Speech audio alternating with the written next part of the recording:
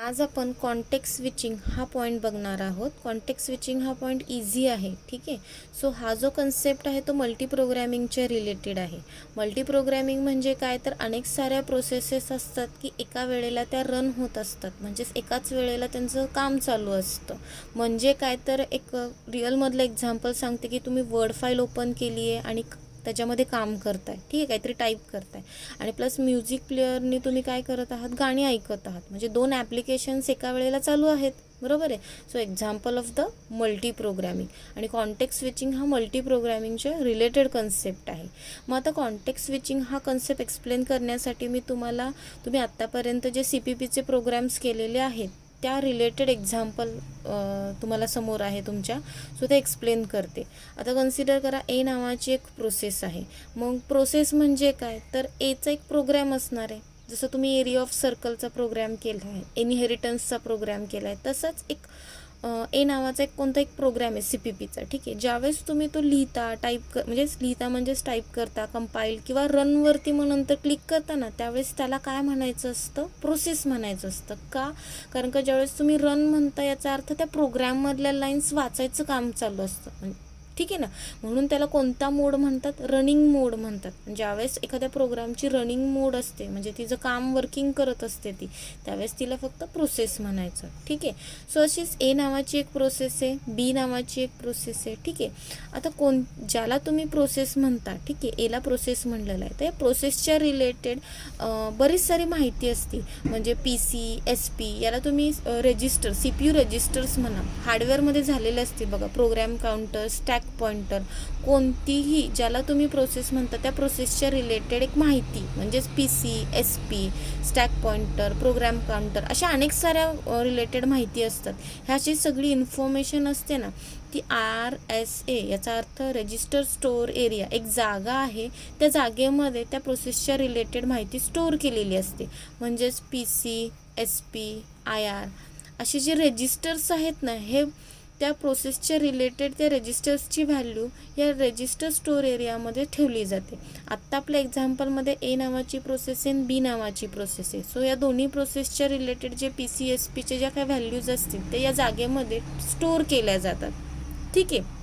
आणि CPUची एक कन्सिडर करा, एक जागा असते की एरिया असतो की तिथं तो काय करतो, त्या प्रोसेसच्या रिलेटेड PC, SP जे काही रजिस्टर्स आहेत ना, मग त्याच्या जागेमध्ये तो ज्या वेळेला जी प्रोसेस तो वाचत असतो काम, त्या प्रोसेसच्या रिलेटेड माहिती तो त्याच्यामध्ये टाकत असतो आणि ती प्रोसेस तो वाचत असतो. आता कन्सिडर करा ए नावाची प्रोसेस आहे, CPU म्हणजेच प्रोसेसर, ही लाईन्स आता वाचणार आहे. म्हणजे एच्या रिलेटेड जी काही माहिती आहे ती तो कुठे टाकतो, त्याच्या एरियामध्ये, त्याच्या जागेमध्ये तो टाकतो. कशासाठी टाकतो का, तर तो कुणाच्या लाईन्स वाचतो, एच्या, म्हणून एची माहिती त्याला कळावी म्हणून तो त्याच्या जागेमध्ये सगळ्या गोष्टी त्या टाकतो. CPU रजिस्टर्स म्हणतात यांना, ठीक आहे. PC, SP, IR.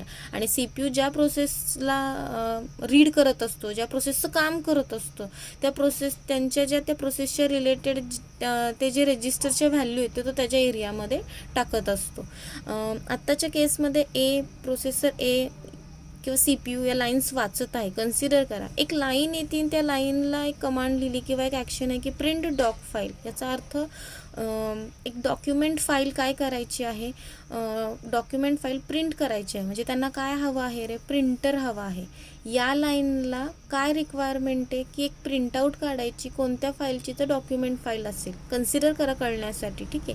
At that time काय केलं जातं, या लाईनला गरज आहे की प्रिंटआउट काढायची डॉक्युमेंट फाईल, बरोबर आहे. इन दॅट केस CPU काय कन्सिडर करतो की आता इथं माझी गरज नाही आत्ता, ठीक आहे ना, माझी गरज आता इथं नाही आहे. मग तो काय करतो, प्रोसेस बीच्या रिलेटेड प्रोसेस बी जो आहे त्या प्रोसेस बीमधल्या लाईन्स वाचायला सुरुवात करतो, ठीक आहे ना. मग काय होतं रे याच्यामध्ये, मग CPUमध्ये आता कुणाची रिलेटेड माहिती असते, प्रोसेस एच्या रिलेटेड माहिती असते, बरोबर आहे.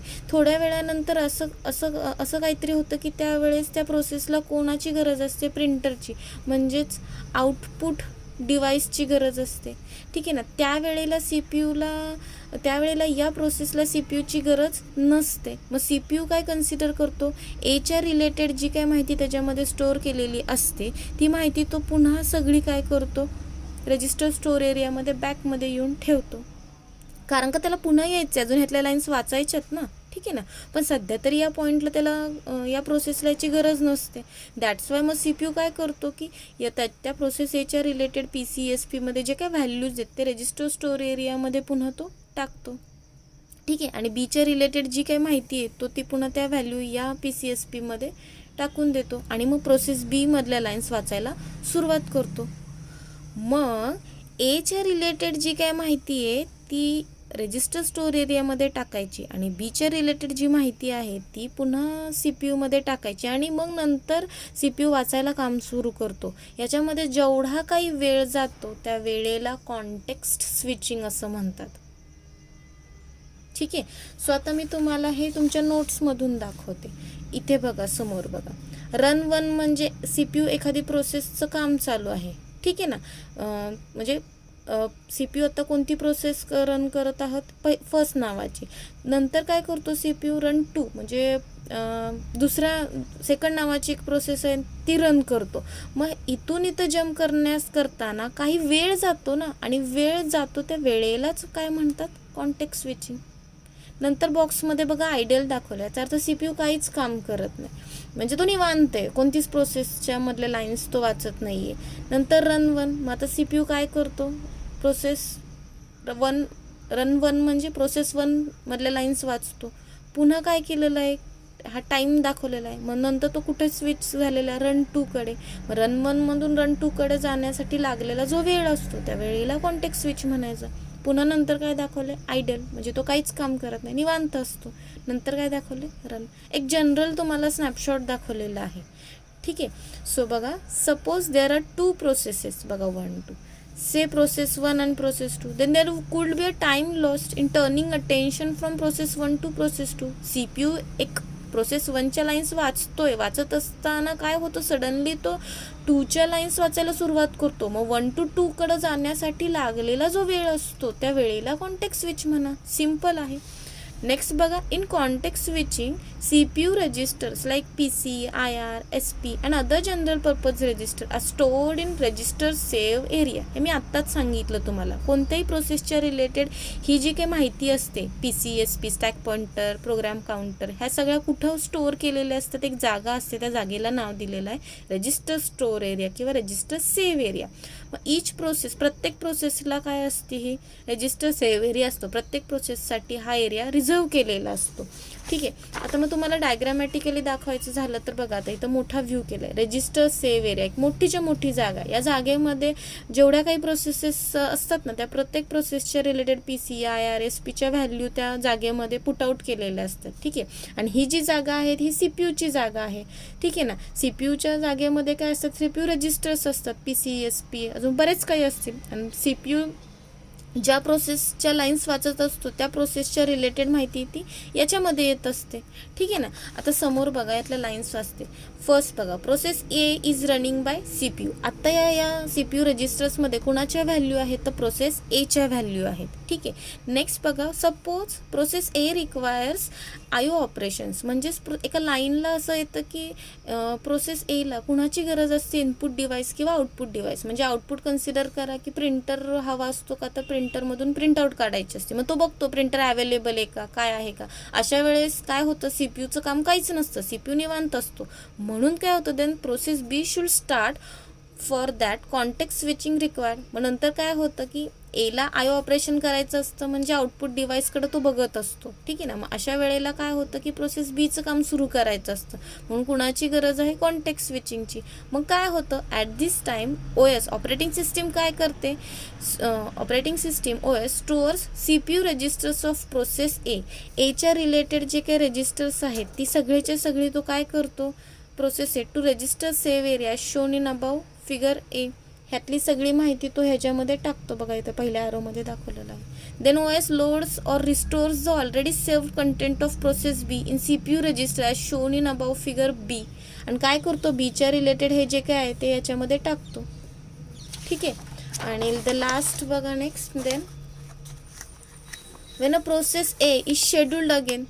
म्हणजे याचा अर्थ काय आहे की आता सपोज कन्सिडर करा की B कडे त्यांनी टाकलेले आहेत, बरोबर आहे ना. B कडे हे बीच्या रिलेटेड जे काय आहे ते या रजिस्टर्समध्ये ह्या व्हॅल्यू सगळ्या टाकलेल्या आहेत. म्हणजे सी पी यूचं आता काम चालू आहे. आता हे जो सिनारिओ आहे, हा जो थर्ड पॉईंट आहे, त्यांनी काय सांगितलं की थोडा वेळ गेल्यानंतर काय होतं की पुन्हा प्रोसेस शेड्यूल अगेन, म्हणजे प्रोसेस एकला प्रिंटर हवा असतो आणि त्यांनी प्रिंटआउट काढून तो येतो. ठीक आहे ना.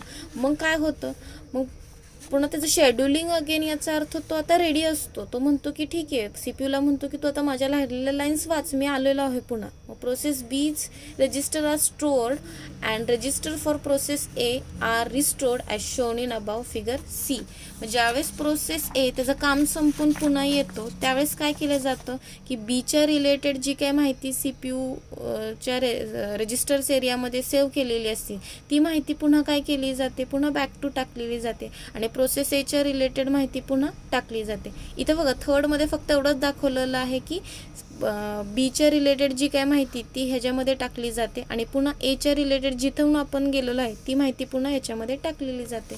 बघा हे तर इथे बघा. आता ज्यावेळेस पुन्हा आता प्रोसेस सी पी यू ह्यातल्या लाईन्स वाचायला सुरुवात करणार आहे, तर तो कुठून करणार आहे, इथून करणार आहे. ठीक आहे ना. So this is all about the context.